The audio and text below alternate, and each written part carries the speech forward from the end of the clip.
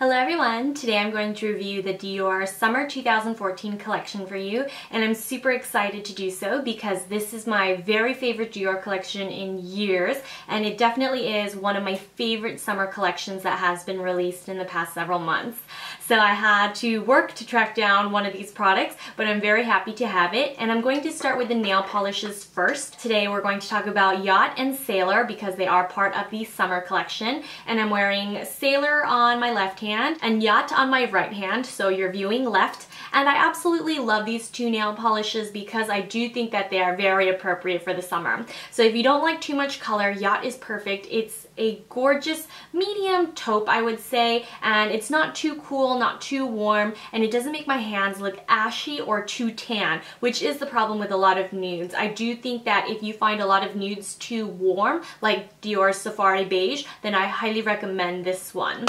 Now for Dior Sailor, which is unfortunately sold out in many places. You can still find it abroad and in duty-free, I believe. But Sailor is a very beautiful bright blue, and it's quite pigmented. It's perfect in two coats, and YSL does make a shade that's very similar to this if you're interested, but I do recommend picking up the Dior when possible because this is actually a very fluid, smooth formula. Both Yacht and Sailor are actually much better than the standard Dior nail polishes because they don't really have as much of a chalky feel. They're quite thin and fluid but not runny, and they're very pigmented and perfectly opaque in two coats. So I do love them and I recommend them if you're interested in these colors. And also don't forget to pick up some of the Dior gel nail polishes if you haven't because they are perfection.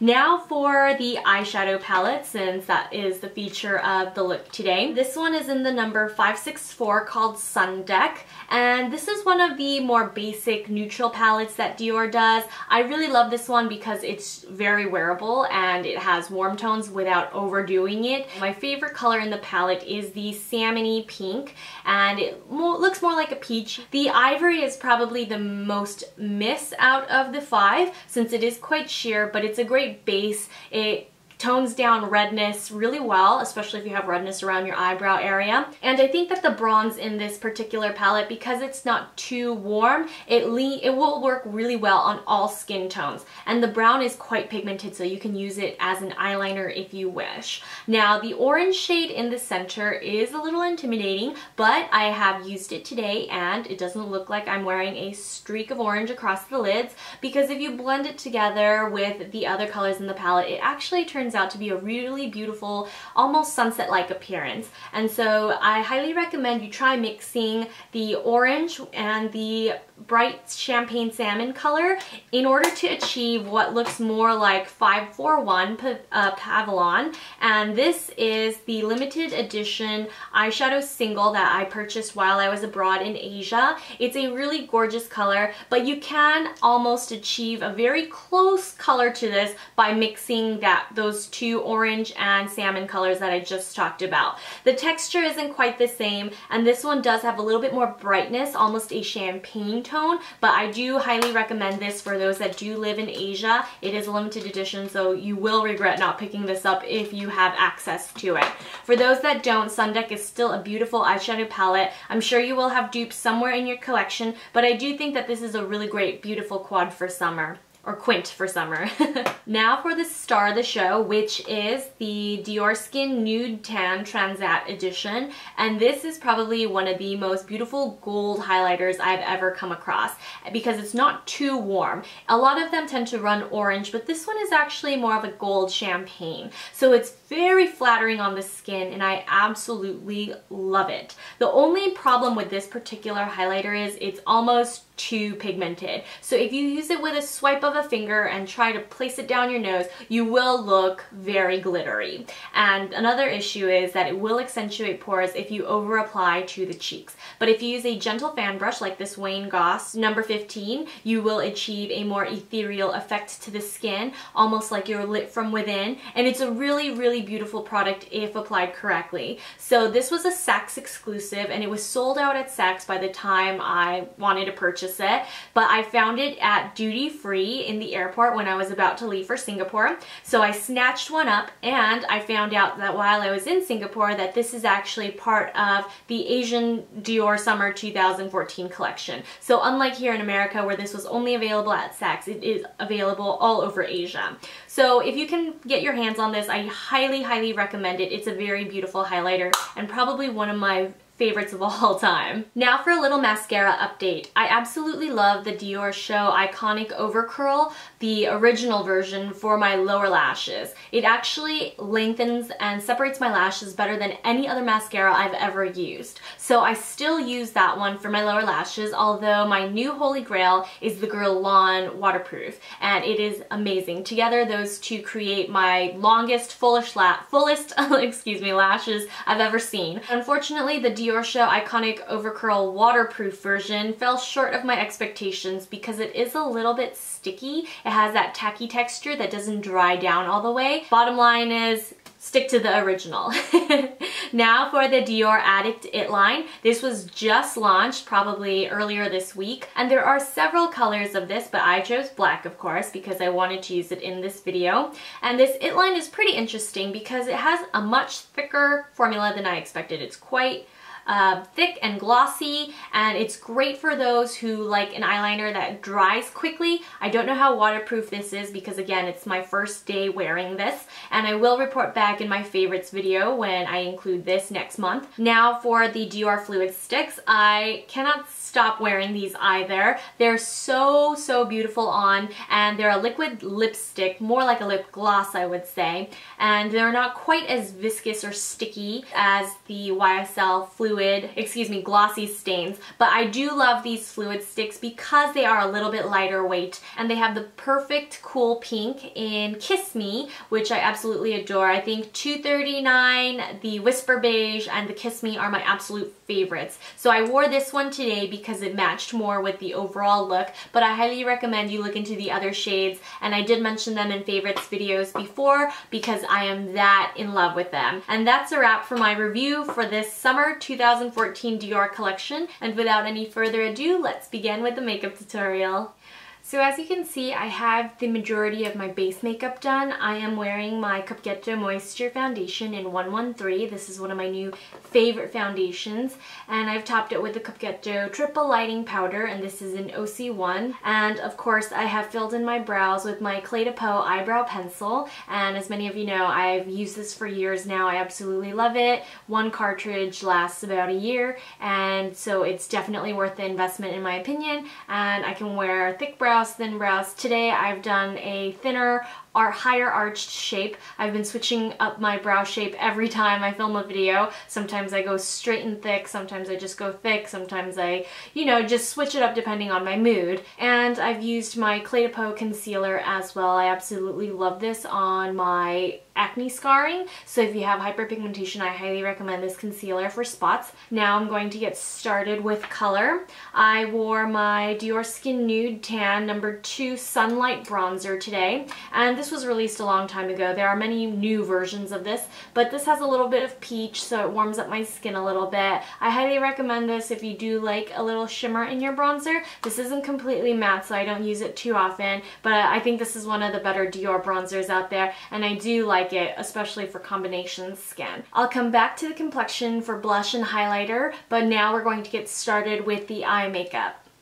I'm going to begin by sweeping the ivory shade all over my eyelid as well as underneath the brow bone, just to clean up and mattify the eye area entirely. Now I'm taking the peach shade and applying it all over the lid, and this is just going to even out the lid, add some brightness. Now I'm going to take the bronzy gold color and just pop that into the crease, really pressing it in, and then sweeping it toward the top of the pupil. Now I'm just taking a little bit of the orange and placing it right along the crease, blending it into the bronze shadow. And I know this color is a little bit bright and perhaps intimidating, but we will blend it out completely so that it just adds a little bit of depth and dimension to the eye instead of appearing stark orange. And now I'm just going to pat a little bit of the limited edition Pavillon shade all over the lid, focusing on the center of the lid, and I'm just using a sponge tip applicator to set this down. And this is going to blend beautifully with the orange, creating a gradated color effect so that the orange doesn't look quite so stark. Now, without any additional product on the eyeshadow brush that we used with the bronzy eyeshadow, I'm just going to blend out that crease and really smooth and blend together the orange and the bronze eyeshadow. I'm just using a powder brush, and this brown eyeshadow is very well pigmented, so you just want to flick it along the lash lines. I'm also placing some along the outer corner of the lower lash line, and this is going to make our eyes look bigger. So don't carry the line all the way to the inner corner. Try to keep the line contained to the outer half. And now we can stop with the eyes here, but I'm going to use the new Dior eyeliner. So the applicator tip is a little fuller than I expected. Slightly thick on the formula. So here's a look at my complete first line, and I would say it's not bad. It is a little more viscous than I expected the formula to be, and the brush is quite short, which is great for beginners, but if you like to create a flicked cat eye look like I do, then this probably isn't the best eyeliner for you, but because it does have a shorter brush, I do think that it's a great eyeliner to start with if you aren't accustomed to liquid eyeliners. Now I am going to go ahead and use the eyeshadow brush with a little bit of brown eyeshadow and just place it on top of that black line to soften it. This eyeliner does have a super glossy finish, so I just wanted to tone that down for the look a little bit. And you can always go back with a little bit of the Pavillon eyeshadow and just touch up the spots on your lid where you would like a little bit more of a copper gleam. So now to brighten and open up the eye, I'm going to use a shimmery white eyeliner, and I'm just going to pop that into the inner corner. This one is from M. Michelle Phan, and I absolutely love it because it's called Snow, and it makes a great layering base. If you take one of the sponge tip applicators and pick up some of the peachy eyeshadow that we used all over the lid and layer it on top of Snow, it becomes a really pretty highlighter color like this, and it will last all day long.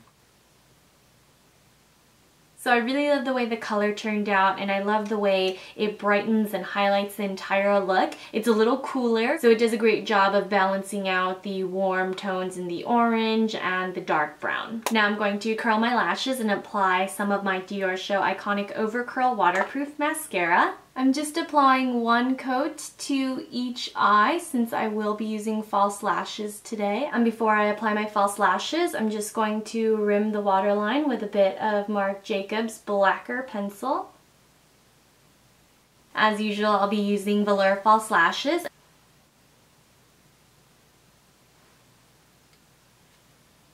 So here's the final look with the lashes by Velour in Doll Me Up, and I'm really pleased with the way the look came out. So now I'm going to zoom back out and we'll finish up with the rest of the face. I'm going to use a neutral pink blush today, and the reason why I'm using this is because I've been requested to show it since by the time I took a picture and posted it on Instagram, this product was sold out. So this is the My Lady Blush palette in number 2 pink.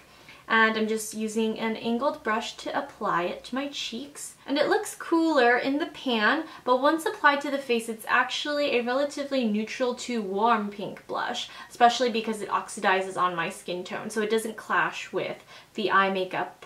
And now that I have a bit of color on my face, I'm going to use the absolutely gorgeous Shimmer Luminizer, and I'm just going to pop this onto the tops of my cheekbones. Today I'm going to start with my Rouge Dior in number 381. This is called Sunrise, and this is actually not a part of the Dior summer collection. I actually liked this one better. This was a little bit more classic and timeless and wearable throughout the year.